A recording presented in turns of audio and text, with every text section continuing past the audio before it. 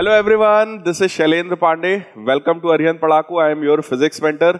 तो जैसा कि प्यारे बच्चों मैंने कहा था, आप लोगों के लिए ढेर सारे क्वेश्चंस लेकर के आऊंगा, बम्पर प्रैक्टिस करवाऊंगा टर्म 1 एग्जामिनेशन की। तो टर्म 1 में आपके एक टाइप के क्वेश्चंस आते हैं, केस स्टडी के क्वेश्चंस। तो प्यारे बच्चों, आज की इस क्लास में, इस वीडियो में हम लोग केस स्टडी के कुछ क्वेश्चंस की प्रैक्टिस करेंगे। एक वीडियो में केस स्टडी पर और बनाऊंगा, जिसमें मैं डिफरेंट चैप्टर्स से कुछ केस स्टडीज को उठाकर आप लोग को सॉल्व कराऊंगा और आपको आइडिया लगेगा कि आपके बोर्ड एग्जामिनेशन में किस तरह की केस स्टडीज आती हैं। तो आइए स्टार्ट करते हैं। इस वीडियो में आप देखेंगे डिफरेंट चैप्टर्स से मैंने अलग अलग केस स्टडीज उठाई हैं। तो ये मिक्स है, सारे चैप्टर्स का मिक्सचर है। तो गाइस, सारे चैप्टर्स को एक बार हल्का सा रिवाइज करके आप इस वीडियो को सब लोग देखिएगा। आइए सबसे पहली केस स्टडी देखते हैं किस टॉपिक पर है, and that is on topic Faraday's cage. Faraday's cage ये आपके फर्स्ट चैप्टर का टॉपिक है, इलेक्ट्रिक फील्ड्स एंड चार्जेस का। यहां पर क्या होता है इस चीज को समझिए। आपको एक पैराग्राफ दिया गया है फैराडे केज के बारे में। एक्चुअली बेटा, कंडक्टर की प्रॉपर्टी होती है कि अगर कोई भी एक कंडक्टर है तो कंडक्टर को दिया हुआ सारा चार्ज इसकी आउटर सरफेस पर जाता है। इस वजह से कंडक्टर के अंदर हमेशा इलेक्ट्रिक फील्ड की वैल्यू कितनी होती है? 0 होती है। इसका मतलब यहां पर जो इलेक्ट्रिक फील्ड का जो इफेक्ट है, that effect is 0 inside the conductor. इसका मतलब यह भी हो सकता है प्यारे बच्चों कि अगर हमने किसी सब्सटेंस को इस कंडक्टर के अंदर यहां कहीं पर अगर हमने सब्सटेंस को रखा है, तो this substance will not feel any electric field. इसको कोई इलेक्ट्रिक फील्ड यहां पर फील होने वाला नहीं है। तो इलेक्ट्रिक फील्ड की वजह से जो फोर्स लगता होगा, इलेक्ट्रिक फील्ड की वजह से जो भी इंपैक्ट आता होगा, वो सारे इंपैक्ट से ये सब्सटेंस बच जाता है। इसको प्यारे बच्चों हम लोग बोलते हैं इलेक्ट्रोस्टैटिक शील्डिंग। ठीक है, उसी कॉन्सेप्ट पर बेस्ड है ये, जिसको हम लोग यहां पे फैराडे केज के नाम से पढ़ रहे हैं। अब आइए देखते हैं कि यहां पर क्या है। फैराडे केज में गाइस आप लोगों से कहा गया है, अ फैराडे केज और Faraday shield is an enclosure made of conducting material. किसी कंडक्टिंग मटेरियल का ये एक एनक्लोजर है, मतलब इसके अंदर हम किसी भी मटेरियल को रखेंगे। The fields with in the conductor cancel out with any external field. कह रहे हैं इस कंडक्टर के अंदर की जो फील्ड है वो एक्सटर्नल, बाहर से जो भी फील्ड आने वाली है उसको ओवरऑल कैंसिल कर देगी। इसका मतलब प्यारे बच्चों, नेट इलेक्ट्रिक फील्ड कितना हो जाएगा अंदर? 0। तो लिखा है so the electric field within the enclosure is 0। अंदर electric field 0। These Faraday cages act as a big hollow conductors. You can put things in to shield them from electrical fields. तो जैसा कि मैंने आपको बताया, इसका use हम लोग करने वाले हैं भाई, किसी भी सब्सटेंस को हम इसके अंदर रखेंगे और उसको इलेक्ट्रिक फील्ड के इंपैक्ट से हम बचा ले जाएंगे। Any electrical shock the cage receives pass harmlessly around outside of the cage. इसका मतलब अगर कोई भी इलेक्ट्रिकल शॉक लगता है उस केज के ऊपर, तो केज के ऊपर जो भी शॉक लगेगा वो उसके आसपास के सराउंडिंग में चला जाएगा, लेकिन केज के अंदर वो एंटर नहीं करेगा। इसका मतलब अंदर जो भी सब्सटेंस रखा है वो उस इलेक्ट्रिकल शॉक से बच जाएगा। अब आइए इस पैराग्राफ पर बेस्ड हमसे कुछ क्वेश्चंस पूछे जा रहे हैं। ये केस स्टडी है हमारी। सबसे पहला क्वेश्चन है, which of the following material can be used to make a Faraday cage. Faraday cage बनाने के लिए कौन सा मटेरियल यूज करें? Plastic, glass, copper, wood. तो प्यारे बच्चों आप खुद ही सोचिए, आपसे क्या बोला गया? कंडक्टिंग मटेरियल, मतलब किसी कंडक्टर की बात करनी है। प्लास्टिक, ग्लास और वुड, ये सब तो आपके कैसे होते हैं? इंसुलेटर। इसका मतलब गाइस करेक्ट आंसर यहां पर कौन सा है? कॉपर। कॉपर ही एक अकेला यहां पर कंडक्टर है। अब आइए नेक्स्ट क्वेश्चन पर देखते हैं। Example of real world Faraday cage, मतलब हमको रियलिटी में हम लोग कहां पर फील करेंगे इसको भाई? कार में, प्लास्टिक के बॉक्स में, लाइटनिंग रॉड में, मेटल रॉड में। तो गाइस कार में। क्यों? क्योंकि कार की जो आउटर बॉडी होती है वो सब किसकी होती है? कंडक्टर की होती है। तो कार के अंदर अगर आप बैठे हुए हैं और भगवान ना करे लेकिन कभी भी अगर मान लीजिए लाइटनिंग गिरी और आप कार के अंदर हैं, तो you will be totally safe. क्योंकि वहां पर क्या है, जो भी इलेक्ट्रिकल चार्जेस आ रहे हैं, जो भी ढेर सारे इलेक्ट्रिसिटी गिर रही है, वो सब की सब उस कंडक्टर पर जाएगी। कंडक्टर पर होगी, आउटर एटमॉस्फेयर में होगी, लेकिन कार के अंदर वो एंटर करने वाली नहीं है। तो जो भी बंदा उस कार के अंदर है वो वहां पर टोटली प्यारे बच्चों सेफ होने वाला है। आइए नेक्स्ट क्वेश्चन देखते हैं। What is the electrical force inside Faraday cage when it is struck by lightning. तो वही वाली बात आ गई कि अगर लाइटनिंग हुई है तो वहां फैराडे केज के अंदर इलेक्ट्रिकल फोर्स कितना है। तो अभी थोड़ी देर पहले जब मैं पैराग्राफ आपको समझा रहा था तो मैंने कहा था उसके अंदर इलेक्ट्रिक फील्ड जीरो है। इलेक्ट्रिक फील्ड की वजह से अगर कोई फोर्स लगने वाला होगा प्यारे बच्चों तो वो भी जीरो हो जाएगा। तो आइए देखते हैं। Same as the lightning, half of the lightning zero and quarter of the lightning. इसका मतलब उसके अंदर जो भी होगा वो टोटली सेफ है, उसके ऊपर फोर्स कितना होगा गाइस? जीरो फोर्स होगा। आइए नेक्स्ट क्वेश्चन देखते हैं। If isolated point charge Q is placed inside Faraday cage, its surface must have charge equal to। ये बहुत बढ़िया प्यारा सा क्वेश्चन है। आइए देखते हैं।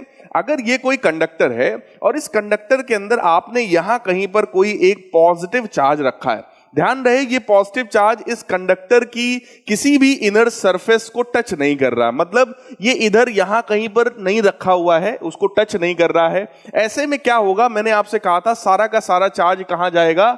सरफेस पर जाएगा। तो प्यारे बच्चों इस कॉन्सेप्ट को समझिएगा। होगा ये कि इसकी इनर सरफेस पर यहां पर एक नेगेटिव चार्ज इंड्यूस होगा। कौन सा चार्ज इंड्यूस होगा?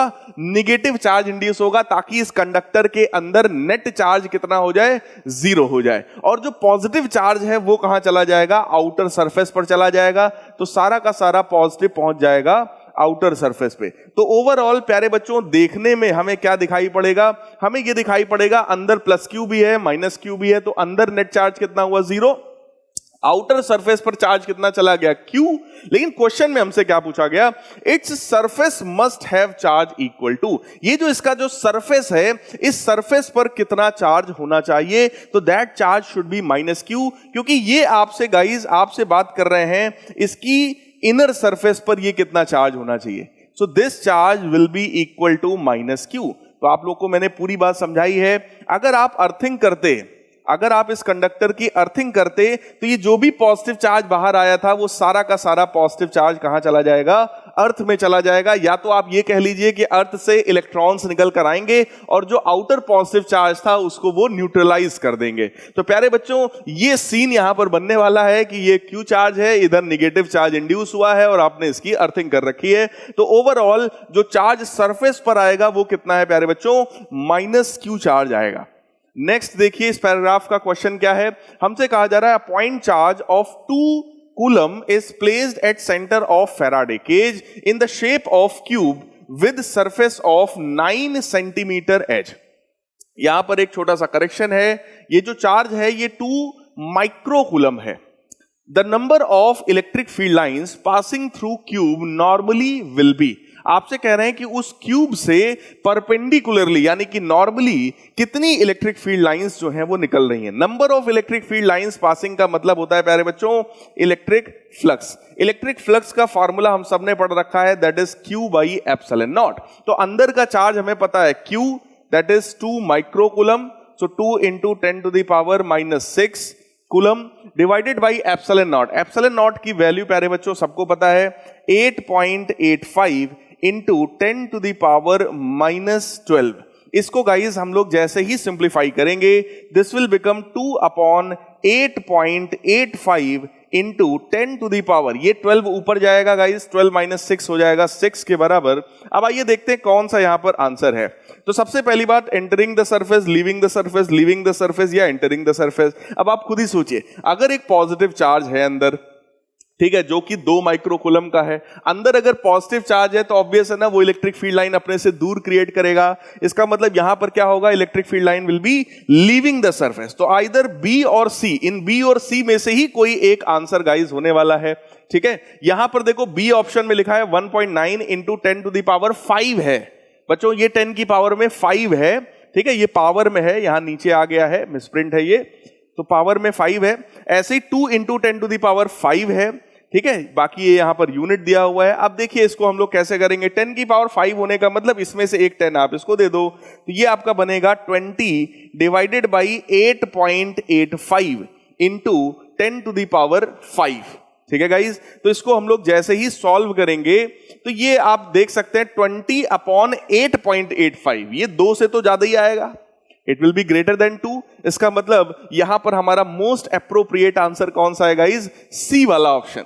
So that C part is the correct answer. That will be leaving the surface. और वैल्यू जो है वो रफली कितनी है 2 into 10 to the power 5. Clear है गाइज? ये यहां पर देखो आपको ये यूनिट दी गई है. ये जो आपका इलेक्ट्रिक फ्लक्स होता है उस इलेक्ट्रिक फ्लक्स की यूनिट दी गई है न्यूटन मीटर स्क्वायर पर कूलम. चलिए गाइज आगे बढ़ते हैं हम लोग. नेक्स्ट हमारे पास आ गया है ये केस स्टडी. अब अगला केस स्टडी है. इसमें देखिए किस चीज के बारे में आपसे बात की जा रही है. आपसे यहां पर डिस्कशन किया जाएगा potential energy of a proton. किसी भी प्रोटॉन की इलेक्ट्रिकल एनर्जी के बारे में यहां पर बात करेंगे गाइस. देखिए यहां पर क्या क्या है. The potential difference delta V between 2 points A and B separated by a distance x in uniform electric field is given by delta V is equal to minus E dx. तो very good, बिल्कुल सही बात है कि भाई यहां पर सबसे पहली चीज हमको क्या पता है कि जो डेल्टा V होता है that is potential difference, that is minus of electric field into distance between 2 points. तो ये तो बिल्कुल सही बात है. फिर कह रहे हैं where X is measured parallel to the field lines. Field lines के पैरेलल होगा ये एक्स. बच्चों ध्यान रखना. If the charge Q naught moves from point P to Q, तो यहां फिगर में ये पी पॉइंट है, ये हमारा क्यू पॉइंट है. हमसे कहा जा रहा है पी से क्यू अगर हम लोग किसी चार्ज क्यू नॉट को लेकर जाएंगे, the change in potential energy delta U is given by Q not into delta we. तो ये भी पॉइंट सही है कि भाई पोटेंशियल एनर्जी जो है इसका फार्मूला होता है ना Q इंटू डेल्टा वी. तो इसको भी मैं यहां लिख ले रहा हूं भाई कि डेल्टा U जो होगा that will B Q not into delta we. इसका भी जब यूज होगा तो भाई इसका भी हम यूज कर लेंगे. A proton is released from rest in uniform field of magnitude 4 into 10 to the power 8 volt per metre. तो ये इलेक्ट्रिक फील्ड की वैल्यू है. Directed along positive X axis the proton undergoes a displacement of 0.25 metre in the direction of electric field. तो हमको यहां पर क्या पता है, हमको डिस्टेंस भी पता है, हमको इलेक्ट्रिक फील्ड भी पता है. अब आइए मास ऑफ प्रोटॉन हमको गिवन है 1.66 into 10 to the power -27 kg. Charge of proton हमको पता है 1.6 into 10 to the power -19 kg. आइए देखते हैं गाइस क्वेश्चन क्या है भाई. क्वेश्चन में हम लोग को क्या करना है. तो क्वेश्चन में हमसे कहा गया the change in electric potential of proton between 2 points A and B. देखो 2 पॉइंट A और B ऐसे थे जिनके बीच का डिस्टेंस x है और वो डिस्टेंस x हमको कितना गिवन है 0.25 मीटर. ठीक है. हमसे कहा गया कि चेंज इन इलेक्ट्रिक पोटेंशियल कितना होगा. प्यारे बच्चों सीधा सीधा फार्मूला है. Change in electric potential delta V का फार्मूला आपको बोला गया -E इंटू एक्स. तो हम लोग भी यहां सीधे सीधे फार्मूला लगाएंगे. इलेक्ट्रिक फील्ड की वैल्यू कितनी है 4 into 10 to the power 8 into x. X कितना है प्यारे बच्चों 0.25 मीटर. 0.25 और ये 4 आपका कैंसिल हो जाएगा क्योंकि इसका मतलब होता है 1/4. 1/4 और 4 हुआ कैंसिल. तो पोटेंशियल की वैल्यू कितनी आ गई that is -10 to the power 8 volt. तो आइए देखिए कौन सा ऐसा आंसर है माइनस. तो ये पहले ही आंसर यहां पर करेक्ट है गाइस. सो करेक्ट आंसर कौन सा हो गया हमारा A part. A is the correct option. आइए गाइस नेक्स्ट क्वेश्चन पर बढ़ते हैं. Change in electric potential energy of the proton for displacement from A to B. तो वेरी गुड, बहुत सिंपल है. ये देखिए फार्मूला हमको गिवन है कि भाई पोटेंशियल एनर्जी में जो चेंज होता है that is Q not times delta V change in potential. तो आइए देखते हैं. यहां पर देखो चार्ज की वैल्यू हमको पता है प्रोटॉन है इसलिए 1.66 into 10 to the power -27. Sorry ये तो भाई उसका क्या है, ये तो उसका मास है ना. हमको तो क्या रखना है भाई साहब, हमको तो चार्ज रखना है. तो चार्ज रखेंगे 1.6 into 10 to the power -19 coulomb. ये तो हो गया चार्ज. डेल्टा V का मतलब क्या है चेंज इन पोटेंशियल या पोटेंशियल डिफरेंस. तो प्यारे बच्चों पोटेंशियल डिफरेंस अभी हम लोगों ने निकाला था. कितना निकाला था -10 to the power -8. ठीक है. आइए फिर से चेक कर लेते हैं. 10 to the power +8 है गाइस. तो हम लोगों ने यहां पर जो पोटेंशियल की वैल्यू निकाली वो कितनी है -10 to the power 8 volt. Multiply करो. जैसे ही मल्टीप्लाई करोगे you will get -1.6 into 10 to the power -19 और +8, तो ये सॉल्व होकर के कितना आएगा -11। आइए देखते हैं इनमें से कौन सा आंसर मैच कर रहा है। तो बी और डी तो कर नहीं सकता, -11 चाहिए, ऐसा सिर्फ एक ऑप्शन है and that option is C part. तो प्यारे बच्चों करेक्ट आंसर हो गया सी पार्ट। देखो इसी तरीके से पैराग्राफ के क्वेश्चंस आते हैं, बहुत अच्छे होते हैं, सिंपल होते हैं, आप इजीली कर सकते हो, ठीक है। लेकिन पैराग्राफ अच्छे से पढ़ना, पैराग्राफ में हो सकता है कुछ चीजें टू द पॉइंट दी हो, जैसा कि हमने यहां पे आपको फार्मूले तक दे दिए। हो सकता है फार्मूला ना दिया जाए, तो ऐसे में फार्मूला आपको पता होना चाहिए। हो सकता है सिर्फ थ्योरी उसके बारे में लिख दी जाए, कॉन्सेप्ट को लिख दिया जाए, फार्मूला ये उम्मीद की जाए कि बच्चा खुद से लगाएगा। तो प्यारे बच्चों ऐसा भी हो सकता है, प्रैक्टिस जरूर करिएगा। The mutual electrostatic potential energy between two protons which are at a distance of this in nucleus of uranium. अब देखो यूरेनियम के न्यूक्लियस की बात कर रहे हैं, लेकिन कोई फर्क नहीं पड़ता, क्योंकि हमसे क्या कह रहे हैं, दो प्रोटॉन्स के बीच का सिर्फ बात करो एनर्जी का। तो भाई एनर्जी का फार्मूला क्या होता है, एनर्जी का फार्मूला है 1/4πε0 Q1 Q2 अपॉन R। ठीक, सीधे सीधे लगाओ, 1/4πε0 की वैल्यू कितनी है, 9 × 10⁹। Q1 Q2 दोनों किसके लिए हैं, टू प्रोटॉन्स, मतलब प्रोटॉन की बात कर रहे हैं प्यारे बच्चों। तो प्रोटॉन पर भाई साहब कितना होता है चार्ज, 1.6 × 10⁻⁻19। ठीक, इसका भी क्या हो जाएगा स्क्वायर, क्योंकि कहा जा रहा है Q1 Q2, ठीक है, डिवाइडेड बाई डिस्टेंस। डिस्टेंस कितना है, 9 × 10⁻⁻15। इसको गाइस हम लोग को सॉल्व करना है। ये देखिए 9 से 9 हो जाएगा आपका कैंसिल, जो बचे सिर्फ आप उसको सिंप्लीफाई करिए, और जैसे ही आप इसको सिंप्लीफाई करेंगे you will get your answer as C part. ये जो सी पार्ट है यही हमारा आंसर आ जाएगा। सो करेक्ट आंसर हो गया गाइस सी पार्ट। करना कुछ नहीं है, सिर्फ और सिर्फ इसको सिंप्लीफाई करना है। 1.6 का स्क्वायर निकालेंगे आप, ठीक, 10 टू द पावर माइनस हो जाएगा कितना, -38, उसमें भी 15 जाएगा, ऐड होगा, और ये 9 भी जाएगा, तो ओवरऑल जाकर के उसको वो रिड्यूस करेगा, और फाइनल आंसर हमारा कितना आएगा 2.56 into 10 to the power -14 joule. तो ये थोड़ा सा कैलकुलेशन है गाइस जो आप लोगों को करना होगा। अब आइए नेक्स्ट क्वेश्चन की तरफ बढ़ते हैं। अगला क्वेश्चन हमारा क्या है, ध्यान से समझो। कह रहे हैं if a system consist of two charges 4 millicoulomb and -3 millicoulomb with no external field present at -5 centimetre, 0,0। तो जरा सोचो ये पॉइंट कहां होता है, एक्स एक्सिस पर होता है ना, इस साइड में। फिर 5,0,0 तो ये राइट साइड में होगा, ओरिजिन के लेफ्ट साइड में, ओरिजिन के राइट साइड में। क्लियर, आगे देखिए। The amount of work required to separate the two charges infinitely away from each other. कह रहे हैं कितना वर्क करना पड़ेगा इन दोनों चार्जेस को इनफाइनाइटली अवे करने के लिए। तो प्यारे बच्चों ये कॉन्सेप्ट होता है इलेक्ट्रिक पोटेंशियल एनर्जी का।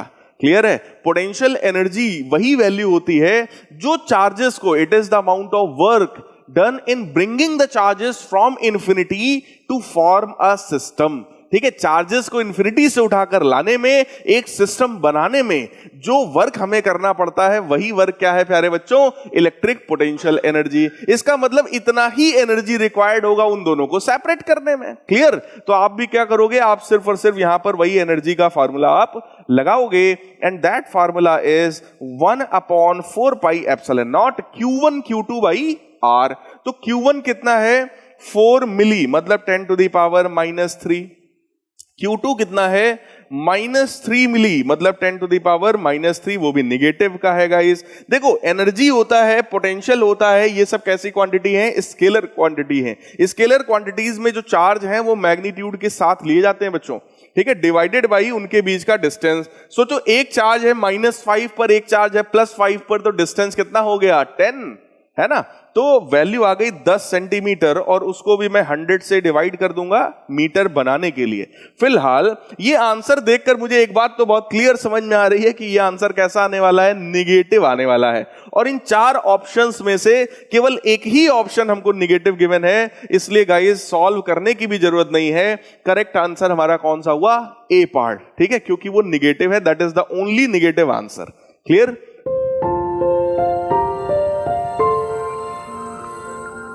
as the proton moves from p to q, then potential energy of the proton decreases, potential energy of the proton increases, proton loses kinetic energy, total energy of the proton increases. प्यारे बच्चों, जब भी कभी ऐसा हो जहां पर कोई भी प्रोटॉन इलेक्ट्रिक फील्ड में रखा है, तो पहली बात इसके ऊपर देखो एक फोर्स लगेगा ना, उस फोर्स की वैल्यू है QE. अगर फोर्स है तो फोर्स की वजह से इसके पास एक एक्सेलरेशन भी होगा, एक्सेलरेशन की वैल्यू होती है QE/m, है ना, सिंपल सी चीज है. और अगर इसके पास, इस प्रोटॉन के पास एक्सेलरेशन है तो इसकी वेलोसिटी लगातार क्या होगी, बढ़ेगी. वेलोसिटी लगातार बढ़ने का मतलब काइनेटिक एनर्जी तो भाई साहब इसकी बढ़ेगी. इतना ही सोच के कुछ बच्चे हो सकता है टिक कर देंगे कि sir total energy of the proton increases, लेकिन बेटा यहां पर टोटल एनर्जी लिखा है, काइनेटिक नहीं लिखा है. काइनेटिक बढ़ रही है ये बात तो सच है, ठीक. अब आइए जरा और सोचते हैं. देखो, जिस डायरेक्शन में नेट फोर्स लगता है उस डायरेक्शन में पोटेंशियल एनर्जी का क्या होता है, जरा याद करो. क्लास 11th में आप लोगों ने पढ़ रखा है F = -du/dr, ये पढ़ा है ना. इसका मतलब यही होता है कि जिस डायरेक्शन में नेट इलेक्ट्रिक फोर्स लगता है, सॉरी, जिस डायरेक्शन में कोई भी नेट फोर्स लगता है, ठीक है, उस डायरेक्शन में पोटेंशियल एनर्जी की वैल्यू हमेशा रिड्यूस होती है. इसका मतलब फोर्स की डायरेक्शन में अगर बढ़ोगे तो पोटेंशियल एनर्जी क्या होगी, रिड्यूस होगी. तो बेटा काइनेटिक एनर्जी तो बढ़ रही है, श्योर है, पोटेंशियल एनर्जी घट रही है. तो हम ये कैसे कह सकते हैं कि टोटल एनर्जी बढ़ेगी ही बढ़ेगी? हो सकता है बैलेंस हो जाए, हो सकता है घट जाए ज्यादा, है ना. तो यहां पर सोचने समझने वाली बात यह है कि हमको क्लियरली क्या पता है, हमको क्लियरली सिर्फ इतना पता है कि फोर्स की डायरेक्शन में पोटेंशियल एनर्जी जो है वो डिक्रीज होगी. इसलिए गाइस करेक्ट आंसर कौन सा हो गया, ए पार्ट हमारा करेक्ट हो गया. आइए अगले क्वेश्चन की तरफ बढ़ते हैं. अगला क्वेश्चन तो भाई साहब अगला हमारा केस स्टडी है. नेक्स्ट केस स्टडी देखिए क्या है, that is EMF and terminal potential difference of a cell. किसी भी सेल में दो चीजों की बात की जाती है, एक होता है उसका ईएमएफ और एक होता है उसका टर्मिनल पोटेंशियल डिफरेंस. तो प्यारे बच्चों, सबसे पहली बात तो उन दोनों में डिफरेंस पता होना चाहिए, है ना. तो उन दोनों में डिफरेंस कुछ इसी तरीके का है, जैसे गाइज आप लोग जब कोई मोबाइल खरीदने जाते हैं तो बाजार में आप गए, बढ़िया मार्केट में आपको एक बढ़िया मोबाइल दिख रहा है, उस मोबाइल पर लिखा हुआ है कि भाई 256 GB ये इसका इंटरनल मेमोरी है. लेकिन क्या पूरा का पूरा 256 GB आपको यूज करने को मिलता है? ये तो भाई साहब जब खरीद के ले आओ घर में तब पता चलता है कि 256 GB तो सिर्फ डिब्बे पे लिखा था. यूज करने के लिए तो हमको उससे कम ही मिल रहा है, क्योंकि जो रिमेनिंग जो 20-30 GB के आसपास जो हमें कम मिल रहा है वो कहां जाता है, वो एंड्रॉइड सॉफ्टवेयर इंस्टॉल करने में कंज्यूम हो जाता है. कुछ उसी तरीके की चीज किसी भी सेल में होता है. अगर सेल का बेटे टोटल पोटेंशियल है 20 वोल्ट, तो उस 20 वोल्ट में से 2-4 वोल्ट तो उसके अपने इंटरनल रेजिस्टेंस में कंज्यूम हो जाता है. बचा हुआ 16 वोल्ट जो है भाई, जैसे 20 था, 20 में से 4 वोल्ट फॉर एग्जांपल कंज्यूम हो गया इंटरनल रेजिस्टेंस में. तो कितना बचा गाइस, 16 वोल्ट. वही 16 वोल्ट एक्सटर्नल सर्किट को मिलता है, जिसको हम लोग कहते हैं टर्मिनल पोटेंशियल डिफरेंस. तो टर्मिनल पोटेंशियल डिफरेंस किसके लिए डिफाइंड है, एक्सटर्नल सर्किट के लिए. और EMF is the total capacity of the cell. किसी सेल की टोटल कैपेसिटी जो होती है वो उसके ईएमएफ से डिफाइन की जाती है. अब आइए देखते हैं यहां पर क्या लिखा हुआ है पैराग्राफ में. हमसे कहा जा रहा है इसमें, EMF of a cell is maximum potential difference between two electrodes of the cell when no current is drawn from the cell. कह रहे हैं कि जब सेल से कोई करंट ना निकाला जाए उस समय उसका जो ईएमएफ होता है, यानी कि जो मैक्सिमम पोटेंशियल डिफरेंस होता है, वही उसके ईएमएफ के बराबर है. बिल्कुल सही बात है, क्योंकि अभी जैसा कि हमने आपको बताया 20 volt is equal to 4 volt plus 16 volt. 4 किस में गया, इंटरनल रेजिस्टेंस में. अगर करंट 0 हो जाए तो इंटरनल रेजिस्टेंस में कितना जाएगा गाइस, 0. इसका मतलब 20 वोल्ट जो था वो पूरा का पूरा 20 वोल्ट एक्सटर्नल सर्किट के लिए अवेलेबल है. क्लियर. वही चीज यहां पर लिखा है, EMF of the cell is the maximum potential difference between the electrodes of the cell when no current is drawn from the cell. Internal resistance is the resistance offered by electrolyte of the cell when electric current flows through it. जब भी किसी cell से current flow होता है तो cell के अंदर जो इलेक्ट्रोलाइट भरा होता है ना, जिसको आम भाषा में लोग बोलते हैं तेजाब भरा हुआ है, तो वो तेजाब नहीं है, वो इलेक्ट्रोलाइट है। उसके अंदर आयंस होते हैं, पॉजिटिव आयंस और नेगेटिव आयंस। तो वो जो इलेक्ट्रोलाइट है बच्चों, वो भी रेजिस्टेंस की तरह बिहेव करता है और वो रेजिस्टेंस कहलाता है इंटरनल रेजिस्टेंस, जिसको हम लोग स्मॉल आर से डिनोट करते हैं। किससे करेंगे? स्मॉल आर से करेंगे। एक्सटर्नल रेजिस्टेंस को किससे करेंगे? कैपिटल आर से। आइए और पढ़ते हैं। The internal resistance of the cell depends on following factors. ये जो इंटरनल रेजिस्टेंस है वो कुछ चीजों पर डिपेंडेंट है। पहला किस पर डिपेंडेंट है? The distance between the electrodes. तो भाई इलेक्ट्रोड्स के बीच का जो डिस्टेंस है उस पर डिपेंडेंट है। Nature and temperature of the electrolyte, तो नेचर और टेम्परेचर दोनों पर डिपेंडेंट है। Very good. Nature of electrodes, और चौथा है एरिया ऑफ इलेक्ट्रोड्स। इन चार चीजों पर इंटरनल रेजिस्टेंस जो है प्यारे बच्चों वो डिपेंडेंट है। और पढ़िए आपको क्या दिया हुआ है यहां पर। For a freshly prepared cell the value of internal resistance is generally low. किसी एक फ्रेश सेल में जो इंटरनल रेजिस्टेंस होता है उसकी वैल्यू लो होती है, and goes on increasing as the cell is put to more and more use. जैसे जैसे वो सेल ज्यादा यूज होगा उसका अपना इंटरनल रेजिस्टेंस जो है वो बढ़ेगा गाइस। ठीक है। The potential difference between two electrodes of a cell in closed circuit is called terminal potential difference. कह रहे हैं कि सेल के जो दो इलेक्ट्रोड्स हैं किसी भी क्लोज्ड सर्किट में, उन दो इलेक्ट्रोड्स के बीच का जो पोटेंशियल डिफरेंस है उसको हम लोग कहते हैं टर्मिनल पोटेंशियल डिफरेंस, और इसकी value and its value is always less than EMF of the cell. मतलब ये जो टर्मिनल पोटेंशियल डिफरेंस है जिसको हम डेल्टा वी से डिनोट कर सकते हैं, this delta V is always less than EMF of the cell. Cell के ईएमएफ से कम होगा। कह रहे हैं it can be written as V is equal to E minus I R. So guys इस फार्मूले को जरा सब लोग समझो, मैं यहां लिख रहा हूं V is equal to E minus I R. इस फार्मूले का मतलब यही है, अगर करंट की वैल्यू 0 है तो टर्मिनल पोटेंशियल डिफरेंस किसके बराबर है भाई साहब? ईएमएफ के बराबर। यही बात पहली लाइन में लिखी गई थी कि अगर करंट 0 है तो ईएमएफ ही उसके टर्मिनल पोटेंशियल डिफरेंस के बराबर होता है। ठीक। और यहां पर आपसे जो बात कही गई कि भाई टर्मिनल पोटेंशियल डिफरेंस ईएमएफ से छोटा होगा, तो आप खुद ही देखिए ईएमएफ में जब हम आई आर सब्ट्रैक्ट करते हैं प्यारे बच्चों, तब हमको टर्मिनल पोटेंशियल डिफरेंस मिलता है। इसका मतलब this V is always less then E। Clear? अब आइए क्वेश्चन पर आते हैं, क्वेश्चन को पढ़ते हैं। क्वेश्चन में देखिए क्या कहा जा रहा है। The terminal potential difference of two electrodes of the cell is equal to EMF of the cell. कह रहे हैं कि ये जो टर्मिनल पोटेंशियल डिफरेंस है ईएमएफ के बराबर है। ऐसा कब होगा? Current not equal to 0, current equal to 0, both A and B, neither A nor B। So guys यहां पर करेक्ट आंसर कौन सा है? जब करंट 0 हो। भाई जब करंट 0 होगा तभी तो V E के बराबर है, वही तो हमसे पूछा जा रहा है। आइए नेक्स्ट क्वेश्चन की तरफ बढ़ते हैं। A cell of EMF E and internal resistance R gives a current of 0.5 ampere with external resistance of 12 ohm. ठीक है। And current of 0.25 ampere with external resistance of 25 ohm. जब आपका एक्सटर्नल रेजिस्टेंस 12 था तब करंट कितना था? 0.5 ampere. आपने external resistance को 12 से बढ़ाकर 25 किया तो करंट भी घट गया, कितना? 0.25 हो गया। What is the value of internal resistance of the cell? कह रहे हैं इस सेल का ये जो इंटरनल रेजिस्टेंस स्मॉल r है इसकी वैल्यू क्या होगी? तो भाई साहब बहुत बढ़िया क्वेश्चन है। देखो यहां पर बेटा इस पूरे को हम लोग कहते हैं सेल, जहां पर एक ये देखिए एक बड़ा प्लेट एक छोटा प्लेट, तो ये दोनों इलेक्ट्रोड्स होते हैं ना, कैथोड और एनोड। ठीक। सेल के इलेक्ट्रोड्स हो गए, उनको शो किया गया है, तो बड़ा वाला प्लस होता है, छोटा वाला माइनस होता है।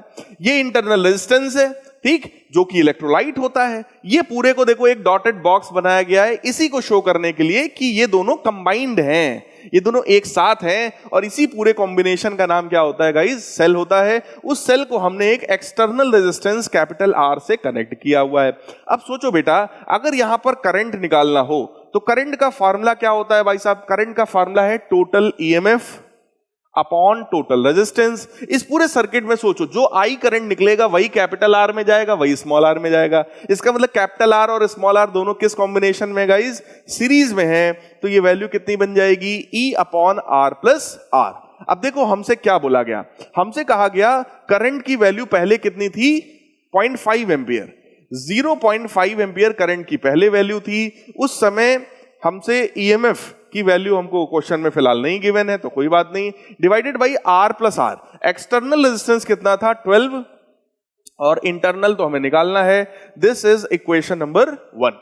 सेकंड कंडीशन में हमसे बोला गया करंट हो गया 0.25, तो ठीक है, that is equal to EMF तो वही रहा होगा सेल का, divided by capital R plus small R. तो कैपिटल आर इस बार कितना है 25, so that will become 25 plus small R. ये हो गई हमारी इक्वेशन नंबर 2। अगर आप सब लोग ध्यान से चीजों को समझ रहे हैं तो प्यारे बच्चों, अगर हम लोग इन दोनों इक्वेशंस को सिंपली क्या करें, सिर्फ डिवाइड कर दें, ठीक है। इक्वेशंस को हम क्या करें, इक्वेशन 1 डिवाइडेड बाई इक्वेशन 2। जैसे आप डिवाइड करोगे, चेक करो, 0.5 अपॉन 0.25 डिवाइड करोगे तो 2 आ जाएगा, ठीक। ई से ई, ईएमएफ से ईएमएफ हो गया कैंसिल, 25 प्लस आर हो जाएगा ऊपर और 12 प्लस आर पहुंच जाएगा नीचे। इसको इधर ले जाओ, क्रॉस मल्टीप्लाई करो, कितना बनेगा 24 plus 2r is equal to 25 plus small R. इसको इधर ले आइए स्मॉल आर, और ये उधर जाएगा 25 माइनस 24 यानी कि 1। तो करेक्ट आंसर गाइज हमारा कौन सा हो गया, बी वाला, that is 1 ohm. This is the value of internal resistance, यही हमसे पूछा गया था। दो इक्वेशन बनाया, दोनों को सिंप्लीफाई कर लिया, हमको वैल्यू मिल गई स्मॉल आर की। अगर हमसे ईएमएफ पूछते तो हम इसी स्मॉल आर को यहां पर या यहां पर किसी भी एक इक्वेशन में लगा देते और वहां से हम लोग ईएमएफ भी निकाल सकते थे, अगर पूछा जाता तो। लेकिन पूछा नहीं गया तो अच्छी बात है। आइए नेक्स्ट देखते हैं। नेक्स्ट क्वेश्चन में हमसे क्या कहा जा रहा है, नेक्स्ट क्वेश्चन में कहा जा रहा है चूज द रॉन्ग स्टेटमेंट। गलत स्टेटमेंट को पकड़ो भाई साहब। Potential difference across terminals of a cell in a closed circuit is always less than its EMF। कह रहे हैं कि ये जो potential difference across the terminals of cell है closed circuit में, closed circuit का मतलब current flow हो रहा है। अगर current flow हो रहा है तो V is equal to E minus IR होता है बेटा। इसका मतलब ये स्टेटमेंट तो बिल्कुल सही है कि जो V है वो हमेशा EMF से छोटा होगा। तो चलो ठीक है भाई। Internal resistance of a cell decrease with decrease in temperature of the electrolyte. चलो इसकी बात आगे करेंगे भाई। Potential difference versus current graph for a cell is straight line with negative slope. कह रहे हैं कि potential difference versus current graph की अगर हम बात करेंगे किसी भी सेल के लिए, is a straight line with negative slope. अच्छा, तो भाई पोटेंशियल डिफरेंस और करंट, तो देखो पोटेंशियल डिफरेंस ये रहा, करंट ये रहा। अगर आप लोग ध्यान से देखो, y is equal to M X plus C. अगर हम लोग कंपेयर करें तो ये क्या है, ये y है, ये क्या है हमारा, ये हमारा m है, ठीक। x एक्सिस पर हम करंट को रखने वाले हैं और प्लस c, ठीक है। तो y बराबर mx प्लस सी है। ये क्या होती है, स्ट्रेट लाइन होती है। और सब लोग ध्यान से सोचो, अगर आप इस तरीके से कंपेयर करोगे तो ये जो c है जिसको हम लोग y इंटरसेप्ट बोलते हैं, वो किसके बराबर है, e के बराबर है। Very good. लेकिन जो स्लोप है गाइस, वो किसके बराबर है, माइनस r के बराबर है। अगर हम लोग कंपेयर करें तो इसका मतलब ये पॉइंट भी बिल्कुल सही है कि ग्राफ तो स्ट्रेट लाइन होगा लेकिन इसका स्लोप कैसा होगा, नेगेटिव होगा। तो ठीक है, इसको भी हम मान लेते हैं भाई, ये भी बात बिल्कुल सही है। आइए अगले ऑप्शन को देखते हैं। अगला ऑप्शन हमारा क्या है, अगले ऑप्शन में कह रहे हैं terminal potential difference of the cell when it is being charged is given by V बराबर E प्लस IR। ये पॉइंट भी सही है बिल्कुल, क्योंकि अगर सेल चार्ज हो रहा है प्यारे बच्चों तो यहां पर प्लस हो जाता है ना। अगर सेल डिस्चार्ज हो रहा है तो V बराबर E माइनस IR, आप लोगों ने कंडीशन पढ़ रखी होगी। और अगर वो चार्ज हो रहा है तो V बराबर E प्लस IR हो गया। ये वाला पॉइंट भी सही है। इसका मतलब सिर्फ और सिर्फ एक ही पॉइंट बचा, यही वाला पॉइंट हमारा गलत हो सकता है। सो गाइस देखो, internal resistance of a cell decrease with the decrease in temperature of the electrolyte. This is the only wrong point. Clear. अब आइए आगे बढ़ते हैं अगले पॉइंट की तरफ, अगले क्वेश्चन की तरफ। अगला क्या है, an external resistance R is connected to a cell of internal resistance small r। ठीक है, the maximum current flows in the external circuit. कह रहे हैं कि एक्सटर्नल सर्किट में मैक्सिमम करंट कब फ्लो करता है। तो सबसे पहली बात तो करंट की वैल्यू देखिए। करंट की जो वैल्यू है प्यारे बच्चों, वो वैल्यू यहां पर कितनी है, I is equal to E upon capital R plus small r, ये करंट की वैल्यू है। हमसे कहा जा रहा है कि एक एक्सटर्नल रेजिस्टेंस है, एक इंटरनल रेजिस्टेंस है, और करंट की मैक्सिमम वैल्यू कैसे निकलेगी। तो बेटा मैक्सिमम वैल्यू की जब भी हमें बात करनी होगी तो हम लोग थोड़ा सा एक मैनिपुलेशन करेंगे। क्या मैनिपुलेशन करेंगे, ध्यान से समझना। ये जो लिखा हुआ है इसको हम लोग लिख सकते हैं ना, अंडर रूट के अंदर r, अंडर रूट के अंदर स्मॉल r, प्लस की जगह मैं साइन लगा रहा हूं माइनस का, ध्यान दीजिएगा सब लोग, माइनस का। इसका भी मैं करने वाला हूं होल स्क्वायर, और इसमें मैं ऐड करने वाला हूं 2 times capital R small r under root के अंदर। ध्यान से देखो, सब लोग ध्यान से देखो, under root R minus under root small r का होल स्क्वायर, जरा ओपन करो मन ही मन में, क्या आएगा, capital R plus small r -2ab, है ना, -2 under root capital R under root small r, उसी को हमने ऐड कर दिया। तो ये वाले दोनों टर्म्स तो क्या हो गए, कैंसिल हो गए, सिर्फ नीचे क्या बचा, capital R plus small r, बोलो वही लिखा था। हमसे कहा जा रहा है करंट की मैक्सिमम वैल्यू। तो प्यारे बच्चों, करंट की वैल्यू मैक्सिमम तब होगी जब ये वाला टर्म क्या हो जाए, मिनिमम यानी कि 0 हो जाए। और डिनोमिनेटर में एक ही टर्म है जो मिनिमाइज हो सकता है, और वो मिनिमाइज कब होगा बेटा, ये मिनिमाइज तब होगा जब ये परफेक्ट स्क्वायर टर्म कितना हो जाए, 0। क्योंकि किसी भी परफेक्ट स्क्वायर टर्म की मिनिमम वैल्यू कितनी होती है, 0 होती है। कब होगी 0, जब under root capital R minus under root small r की वैल्यू 0 हो जाए। इसका मतलब अंडर रूट कैपिटल R बराबर अंडर रूट स्मॉल r, इसका मतलब कैपिटल R बराबर स्मॉल r, इसका मतलब करेक्ट आंसर कौन सा हुआ, A part. A part is the correct answer. इसका मतलब गाइस ध्यान से समझना, अगर एक्सटर्नल रेजिस्टेंस इंटरनल रेजिस्टेंस के बराबर हो जाए तो उस समय करंट की वैल्यू क्या होती है, मैक्सिमम होती है। और कोई पूछे कि वो मैक्सिमम वैल्यू कितनी होती है, तो देखो that I max is equal to E upon 2 times R, और R तो बराबर ही हो गए, तो E बाई 2R के बराबर हो जाएगा। Simple, clear. आइए आगे बढ़ते हैं, नेक्स्ट क्वेश्चन की तरफ बढ़ते हैं। अगला क्वेश्चन है, if the external resistance connected to a cell has been increase to 5 times, कह रहे हैं एक्सटर्नल रेजिस्टेंस 5 गुना बढ़ा दिया गया, potential difference across the terminal of the cell increases from 10 to 30। इसका मतलब पहले था 10, तो सबसे पहले तो हम पहले वाली कंडीशन के लिए इक्वेशन बनाते हैं। सो भाई V is equal to E minus I R, ठीक, V is equal to E minus I R. हमसे कह रहे हैं potential difference across the terminals of the cell increases from 10 to 30, then EMF of the cell is, अच्छा, current I और small r। अगली condition में हमसे कह रहे हैं कि यही चीज जो है वो 30 के इक्वल हो जाती है, EMF तो सेम रहेगा लेकिन करंट बदल जाएगा, स्मॉल r भी सेम रहेगा। अच्छा भाई, करंट के बारे में जरा हम लोग सोचते हैं। करंट इनिशियल जो होगा बेटा, इनिशियल करंट हम कैसे निकालेंगे, that will B E by R plus R, E by capital R plus small r, clear. और बाद में हमसे कह रहे हैं कि यही वाला करंट हमारा कितना हो जाएगा, that will B E upon resistance की वैल्यू 5 टाइम्स हो गई, तो that will become 5R plus small r, है ना। कुछ इस तरीके का ये वैल्यू हमको मिलने वाला है, कुछ ऐसा हो जाने वाला है, क्लियर। अब हमसे कह रहे हैं EMF of the cell is, cell का EMF कितना होगा। सो गाइज, इन दो चीजों को अब हमें सोचना है कि हम लोग कैसे रिलेट करेंगे इन दो चीजों को।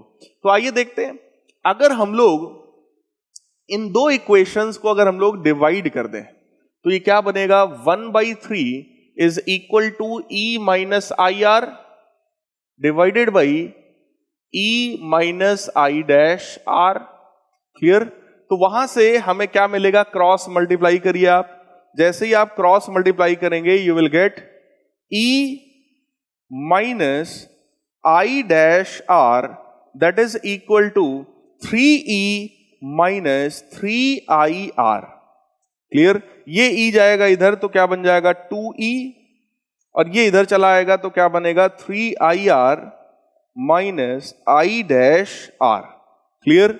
यहां से हम लोग क्या करेंगे, हम लोग इस I और I डैश की वैल्यू को भी यहां पे सब्स्टिट्यूट करेंगे, और जैसे ही सब्स्टिट्यूट करेंगे आइए देखते हैं हमारा आंसर क्या आएगा। तो इसको मैं थोड़ा सा किनारे कर रहा हूं ताकि हमारे पास इधर जगह आ जाए, तो हम लोग वहां पर सॉल्व कर सकें। आइए देखते हैं। 3IR, आई की वैल्यू गाइस कितनी है? E upon R plus small r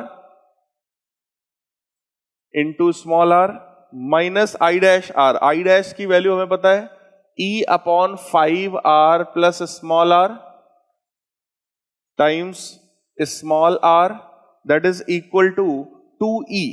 ये वैल्यू हमारी किसके बराबर है? ये वैल्यू हमारी 2E के बराबर है। अच्छा, आइए देखते हैं यहां से हमको ओवरऑल क्या मिलने वाला है भाई। E की वैल्यू हम पूरी इक्वेशन में से कॉमन लेकर के कैंसिल करने वाले हैं और ये हमें मिलेगा 3R upon capital R plus small r minus R upon 5R plus capital R, that is equal to 2। यहां पर सिर्फ और सिर्फ मुझे एलसीएम का ऑप्शन दिखाई पड़ रहा है, तो हम लोग भाई एलसीएम लेते हैं। आइए देखिए कितना आएगा। 15 capital R small r plus 3 small r square minus capital R small r minus small r square, that will be equal to 2 times capital R plus small r और 5 capital R plus small r। ये तो ये हमारा आएगा 14 capital R plus small r plus 3R square minus R square कितना हो जाएगा? 2R square, that is equal to, इसको अंदर मल्टीप्लाई करते हैं तो पहला टर्म आएगा हमारा 15R स्क्वायर,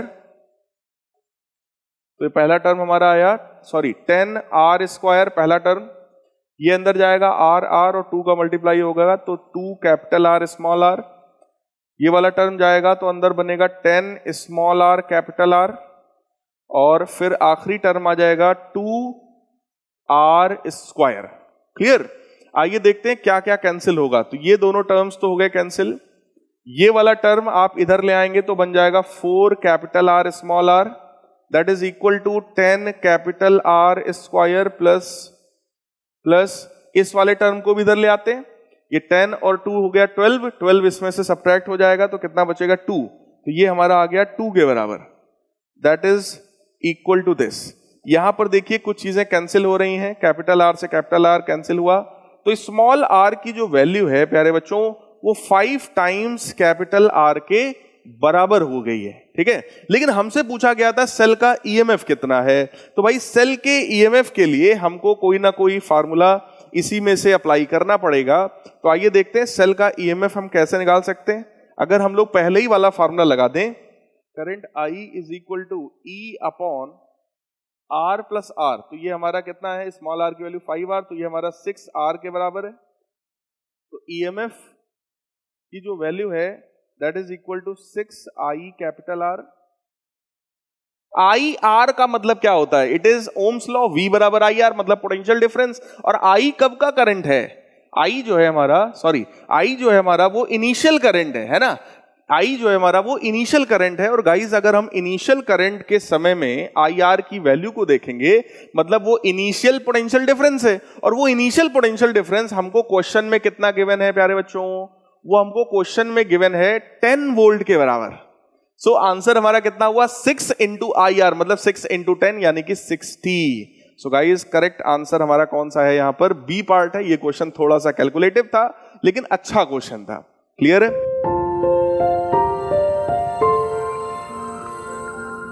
आइए आगे बढ़ते हैं। अगला क्या है हमारा? नेक्स्ट केस स्टडी है, केस स्टडी फोर्थ। और फोर्थ केस स्टडी हमसे कह रही है motion of a charge in magnetic field. किसी मैग्नेटिक फील्ड में चार्ज का मोशन कैसा होता है? आइए देखिए इसमें क्या यहां पर दिया हुआ है। हमको कहा गया an electron with a speed very much smaller than light moves in a circle of radius r in uniform magnetic field। तो ठीक बात है, यहां पर मैग्नेटिक फील्ड देखिए अंदर की तरफ है, कोई एक इलेक्ट्रॉन जाएगा, इलेक्ट्रॉन के ऊपर मैग्नेटिक फोर्स लगेगा QVB। उसका डायरेक्शन कैसे निकालते हैं? फ्लेमिंग के लेफ्ट हैंड रूल से। और जैसे ही निकालोगे वो एक सर्कुलर पाथ इस तरीके का ऑब्टेन करेगा, क्योंकि फोर्स जो है वो वेलोसिटी के परपेंडिकुलर है। क्लियर? हमसे यही कहा जा रहा है this electron is able to traverse a circular path as the magnetic field is perpendicular to velocity of the electron. ये जो मैग्नेटिक फील्ड है वो वेलोसिटी के परपेंडिकुलर है। A force acts on the particle perpendicular to both velocity and magnetic field. मतलब Fleming के left hand rule से ये जो फोर्स आता है ये मैग्नेटिक फील्ड और जो करंट यानी कि चार्ज की जो वेलोसिटी है उन दोनों के परपेंडिकुलर है। Clear? This force continuously deflects the particle sideways without changing its speed and particle will move along a circle perpendicular to the field. इस फील्ड के परपेंडिकुलर एक सर्कुलर पाथ में जो इलेक्ट्रॉन है वो ऐसे ऐसे मूव करेगा। Time required for one revolution is t0। बहुत बढ़िया। अब आइए क्वेश्चन देखते हैं। क्वेश्चन में क्या है? If the speed of the electron is now doubled, radius of the circular path will be. तो प्यारे बच्चों सबसे पहले तो यहां पर कॉन्सेप्ट को समझो। यहां पर सिर्फ एक ही फोर्स है। जैसे ही पार्टिकल अंदर घुसा, ध्यान से समझना, पार्टिकल जैसे ही अंदर गया उसके ऊपर एक फोर्स लगा और वो फोर्स सेंटर की तरफ है। फोर्स की वैल्यू है QVB। ठीक, साइन थीटा में थीटा 90 है, साइन 91 हो गया और यही अकेला फोर्स सेंटर की तरफ है तो यही तो हमारा सेंट्रीपिटल हो गया। V से V हुआ कैंसिल। रेडियस की वैल्यू कितनी आ गई? mv upon QB। क्लियर? अब हमसे क्वेश्चन में क्या कह रहे हैं? क्वेश्चन में हमसे कह रहे हैं if the speed is doubled, radius of the circle will also. तो यहां पर ध्यान से देखो, radius of the circular path is directly proportional to speed. तो अगर आप स्पीड को डबल करेंगे तो रेडियस भी हमारी क्या हो जाएगी? डबल हो जाएगी। और गाइस करेक्ट आंसर कौन सा हो जाएगा? हमारा बी पार्ट हो जाएगा। बहुत बढ़िया। नेक्स्ट देखिए, if v is equal to 2v, double कर दिया, then time required for one revolution of the electron will change to. तो आइए टाइम देखते हैं। टाइम पीरियड जो होता है दैट इज टोटल डिस्टेंस। तो टोटल डिस्टेंस कितना है? 2πr डिवाइडेड बाई स्पीड कितनी है? v0। ठीक, सो 2π/v0। ये चीजें तो अलग थी। रेडियस की वैल्यू अभी हम लोगों ने निकाला। रेडियस कितना निकाला? mv upon QB। तो यहां पर गाइस ध्यान से देखो, वेलोसिटी का टर्म तो कैंसिल हो गया। ठीक, टाइम पीरियड जो हमारे पास आया t, that time period is 2πm upon QB। तो प्यारे बच्चों ये जो टाइम पीरियड आया ये तो इंडिपेंडेंट ऑफ वेलोसिटी है। ये तो वेलोसिटी पर, रेडियस पर डिपेंड ही नहीं कर रहा। इसका मतलब time period will remain same and correct answer is C part. Next देखिए क्या है? A charge particle is projected in magnetic field. Magnetic field की वैल्यू हमको गिवन है 2i cap plus 4j cap into 10⁻² tesla. ठीक है भाई। Acceleration of the particle is found to be xi cap plus 2j cap metre per second square. ये भी सही है। Find the value of x की वैल्यू बताओ। अब यहां सोचने वाली बात यह है कि मैग्नेटिक फील्ड है, ये एक्सेलरेशन है। प्यारे बच्चों जिस डायरेक्शन में एक्सेलरेशन होता है उसी डायरेक्शन में फोर्स होता है। और जरा सोचो, इस तरह के पाथ पर फोर्स और मैग्नेटिक फील्ड हमेशा कैसे होते हैं? जरा चेक करिए।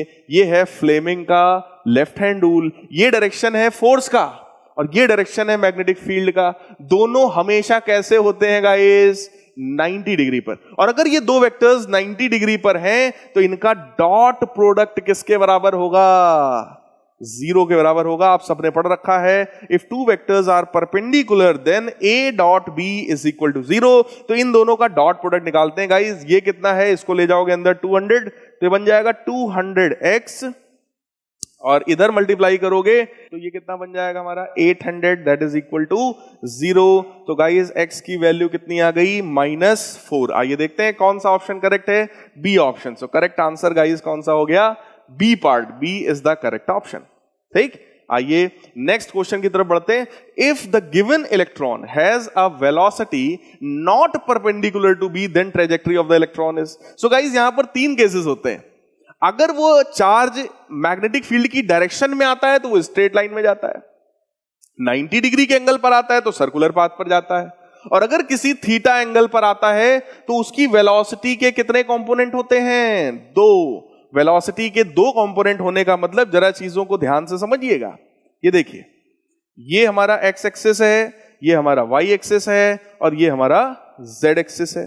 यहां पर चार्ज रखा है सेंटर पर, ओरिजिन पर, और इस चार्ज की ये वेलोसिटी है v वेलोसिटी। किसी थीटा एंगल पर अगर आया तो इसकी वेलोसिटी के प्यारे बच्चों 2 कंपोनेंट हो गए। v cos थीटा और एक कंपोनेंट है हमारा v sin थीटा। इसी डायरेक्शन में अगर हम लोग मैग्नेटिक फील्ड को मान लें x डायरेक्शन में, तो बेटा ध्यान से सोचो, v cos थीटा तो मैग्नेटिक फील्ड की डायरेक्शन में है, तो ये तो स्ट्रेट लाइन मोशन प्रोवाइड करेगा, क्लियर। लेकिन ये जो v sin थीटा है ये मैग्नेटिक फील्ड के परपेंडिकुलर है, तो ये सर्कुलर मोशन प्रोवाइड करेगा। इसका मतलब ये पाथ कुछ ऐसा होगा जो कॉम्बिनेशन है सर्कुलर मोशन और साथ ही साथ स्ट्रेट लाइन मोशन का। तो this particle moves like this, ये देखिए। और ये पाथ कैसा है प्यारे बच्चों, ना तो स्ट्रेट लाइन है, ना तो सर्कुलर है, ना तो जिगजैग है, ये पाथ कहलाता है हेलिक्स या helical path. So correct option कौन सा है प्यारे बच्चों, सी पार्ट, ये आप लोगों ने पढ़ा होगा। Next, if this electron of charge E is moving parallel to the magnetic field with a constant velocity then force। तो मैंने आपसे कहा था कि अगर कोई चार्ज है, ठीक, और वो मैग्नेटिक फील्ड के पैरेलल मूव कर रहा है, फॉर्मूला फोर्स का क्या होता है, Q V क्रॉस B, है ना। और अगर दोनों वेक्टर्स पैरेलल हैं तो उनका क्रॉस प्रोडक्ट कितना होता है, 0। तो करेक्ट आंसर कितना हो गया गाइज, 0। आइए नेक्स्ट केस स्टडी की तरफ बढ़ते हैं, और अगली केस स्टडी हमारी है म्यूचुअल इंडक्शन के ऊपर। सो गाइस, म्यूचुअल इंडक्शन क्या है, आइए देखते हैं। Mutual induction is the phenomena of inducing EMF of a coil due to change in current in the neighbouring coil. देखो यहां पर दो कॉइल्स होती है, एक प्राइमरी कॉइल और एक सेकेंडरी कॉइल। प्राइमरी कॉइल में हम लोग करंट फ्लो कराते हैं और कुछ ऐसा सिस्टम बनाते हैं कि प्राइमरी से फ्लो होने वाला करंट चेंज हो। प्राइमरी का करंट अगर चेंज होगा तो प्राइमरी का मैग्नेटिक फील्ड चेंज होगा, वो पास हो रहा है सेकेंडरी से, तो सेकेंडरी का मैग्नेटिक फ्लक्स चेंज हो जाएगा। तो ये जो मैग्नेटिक फ्लक्स है, change in magnetic flux of the secondary coil, this will be directly proportional to current flowing in the primary coil. यही होता है गाइस म्यूचुअल इंडक्शन का कॉन्सेप्ट। तो यहां पर कह रहे हैं the amount of mutual inductance that links one coil to another depends very much on the relative positioning of the two coils, their geometry, relative separation between them. तो ये किस पर डिपेंडेंट है, ये उनके रिलेटिव पोजीशनिंग, मतलब आपने coil को कैसे रखा है, उनकी ज्योमेट्री, उनका शेप कैसा है, उनके बीच का जो रिलेटिव डिस्टेंस है वो कैसा है। रिलेटिव डिस्टेंस मतलब वो डिस्टेंस बढ़ रहा है, घट रहा है या कांस्टेंट है, उस पर भी डिपेंडेंट है।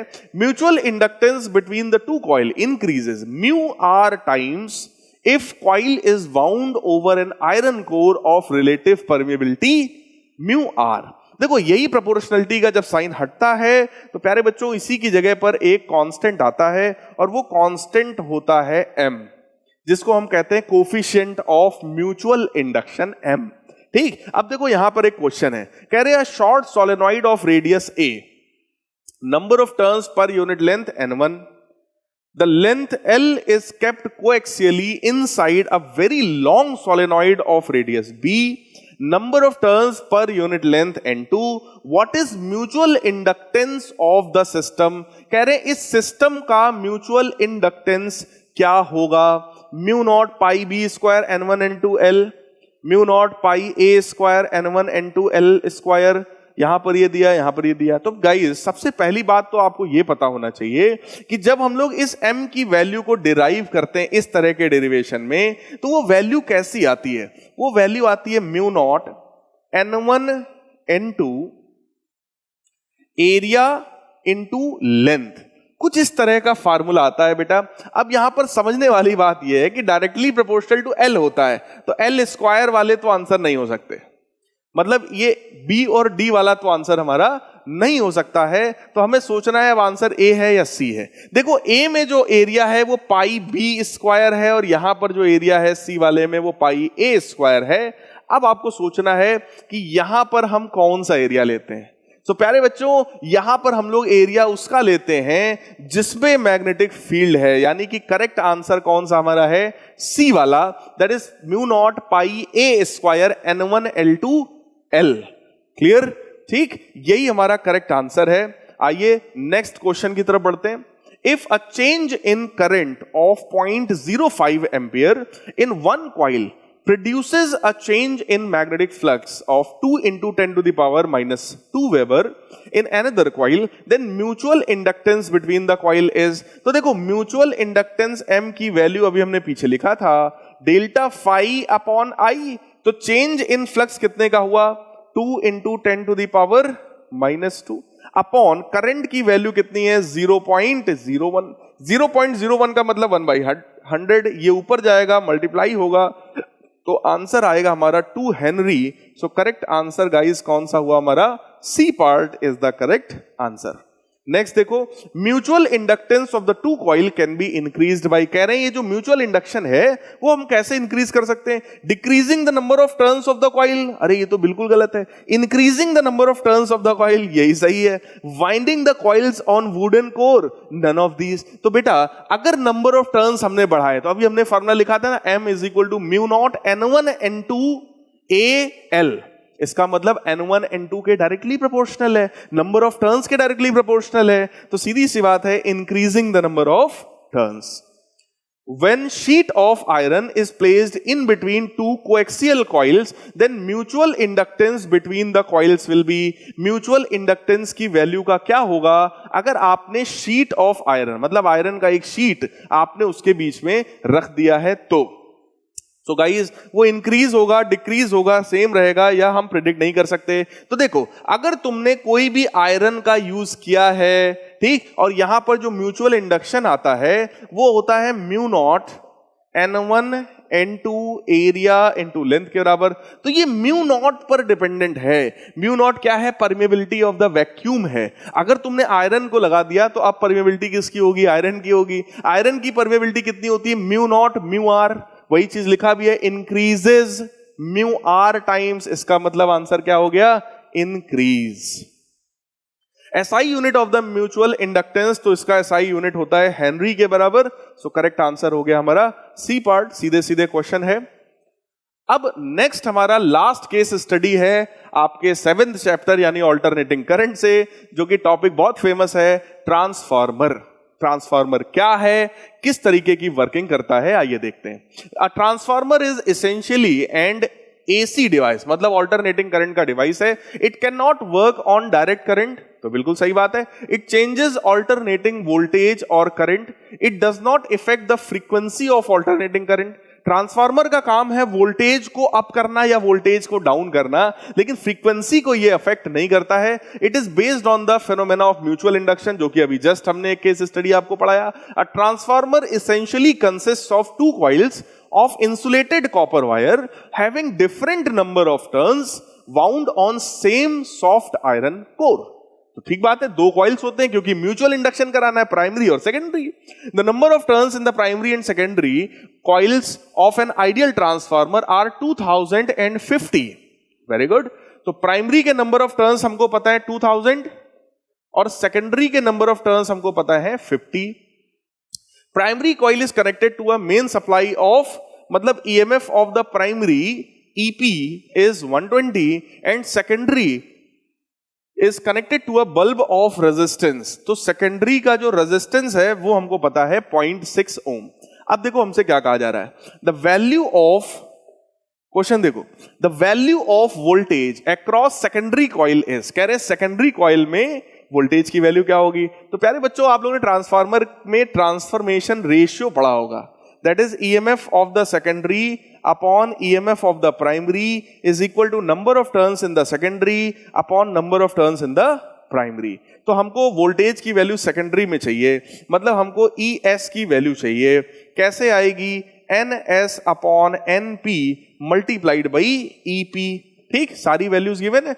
NS हमें पता है 50 डिवाइडेड बाई 2000 मल्टीप्लाइड बाई कितना, 120। तो देखिए एक 0 से एक 0 गया, एक 0 से ये 0 कैंसिल हुआ, 5 और 20 हमने कैंसिल किया, 4 आया, 4 को इससे कैंसिल किया हमने, 3 आया। सो आंसर हमारा कितना है, 3 वोल्ट, और 3 वोल्ट जैसा ऑप्शन हमारा कौन सा है, C। So correct option is C part.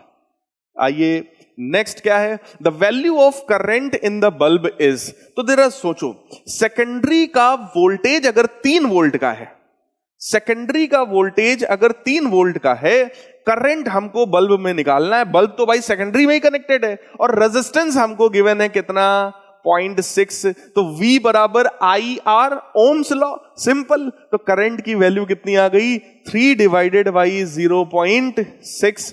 तो ये 0 हटेगा, सॉरी ये पॉइंट हटेगा, एक जीरो आएगा, 30/6 मतलब 5 एम्पियर। तो 5 एम्पियर जैसा एक ही आंसर है and that answer is D part. So D is the correct answer.